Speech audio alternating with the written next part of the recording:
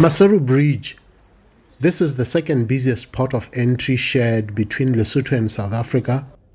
President Cyril Ramaphosa and his counterpart in Lesotho will this year sign a joint bilateral agreement in order to strengthen ties between the two sister countries. At the time when both South Africa and Lesotho were in the midst of COVID, myself and former Minister Chef, we frequently came to Lesotho.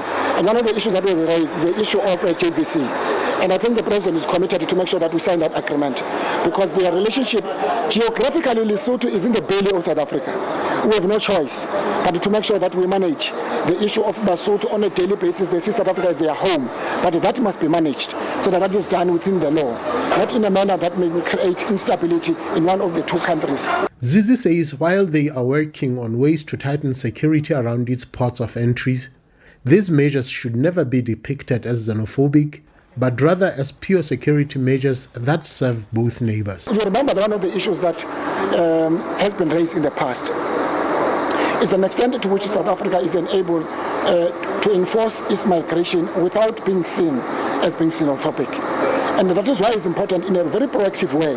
We must do the work that we do now to identify, to make sure that we report it to our colleagues, which is the Minister of Home Affairs, Minister of Health, and other ministers, to work in a very integrated way to make sure that we avoid even the impression that is given that South Africa, as it reinforces its migration laws and foreign policy, but also is seen by its neighbors as being xenophobic.